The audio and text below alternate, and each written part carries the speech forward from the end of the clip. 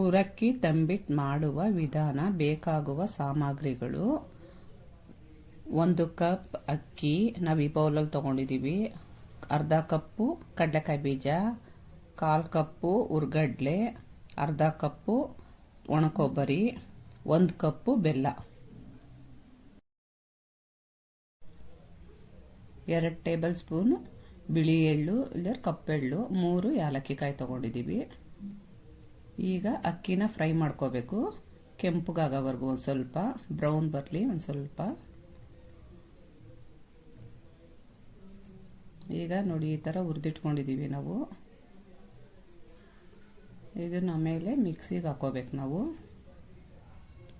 ಮಿಕ್ಸಿಗೆ ಹಾಕ್ಕೊಂಡು ಪೌಡ್ರ್ ಆದಮೇಲೆ ಅದು ತರ್ತರಿ ಇರುತ್ತೆ ಅಂದ್ಬಿಟ್ಟು ಜರಡಿ ಮಾಡ್ಕೋತೀವಿ ನಾವು. ಈಗ ಜರಡಿ ಮಾಡಿಟ್ಕೊಳ್ತೀವಿ. ತಗೊಂಡಿರೋ ಹುರ್ಗಡ್ಲೆನಲ್ಲಿ ಅರ್ಧದಷ್ಟು ಪೌಡ್ರ್ ಮಾಡೋಕೆ ಹಾಕೋಬೇಕು. 3 ಏಲಕ್ಕಿ ಕಾಯಿನೂ ಅದ್ರ ಜೊತೆಲೇ ಹಾಕ್ಕೊಂಡು ಪೌಡ್ರು ಮಾಡಿ ಅಕ್ಕಿ ಜೊತೆ ಮಿಕ್ಸ್ ಮಾಡ್ಕೋಬೇಕು, ಟೇಸ್ಟ್ ಚೆನ್ನಾಗಿರುತ್ತೆ ಅಂತ. ಕಡಲೆಕಾಯಿ ಬೀಜ ಮತ್ತು ಹುರ್ಗಡ್ಲೆ, ಉಳ್ದಿದ್ದು ಹುರ್ಗಡ್ಲೆ ಸುಮ್ಮನೆ ಒಂದು 20 ಸೆಕೆಂಡ್ ಹಿಂಗೆ ಆನ್ ಆ್ಯಂಡ್ ಆಫ್ ಮಾಡಿ ಮಿಕ್ಸಿನ ರಫ್ ಆಗಿ ಹಿಂಗೆ ತರ್ತರಿಯಾಗಿರಬೇಕು. ಇದನ್ನು ಇವಾಗ ಮಿಕ್ಸ್ ಮಾಡ್ಕೊಳ್ಳೋಣ. ಎಳ್ಳು ಮಿಕ್ಸ್ ಮಾಡ್ಕೊಳ್ಳೋಣ, ಕೊಬ್ಬರಿನೂ ಮಿಕ್ಸ್ ಮಾಡೋಣ. ಇವಾಗ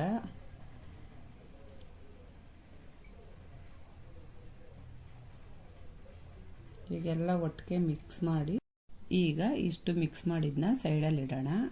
ಈಗ ಬೆಲ್ಲ ಪಾಕ ತೆಕ್ಕೊಳ್ಳೋದನ್ನ ತೋರಿಸ್ತೀನಿ ನೋಡಿ.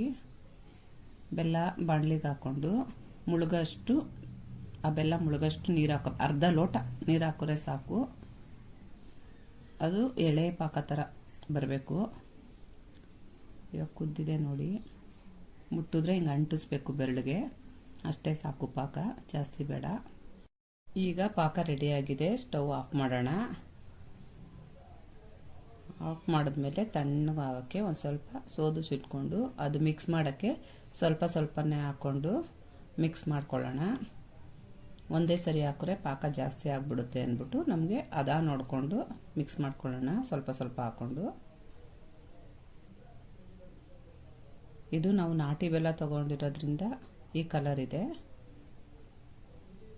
ಈಗ ನೋಡಿ ಇವಾಗ ಅದಕ್ಕೆ ಬಂದಿದೆ ನೋಡಿ, ಉಂಡೆ ಯಾವ ಹದದಲ್ಲಿ ಬರುತ್ತೆ. ಈಗ ಉಂಡೆ ನೋಡಿ ಯಾವ ಥರ ಬಂದಿದೆ. ಇವಾಗ ರೆಡಿಯಾಗಿದೆ. ಇದು ಒಂದು ವಾರ ಇಟ್ಕೋಬೋದು. ಒಂದು ವಾರ ಇಟ್ಕೊಂಡು ತಿನ್ನೋಕ್ಕೂ ಚೆನ್ನಾಗಿರುತ್ತೆ.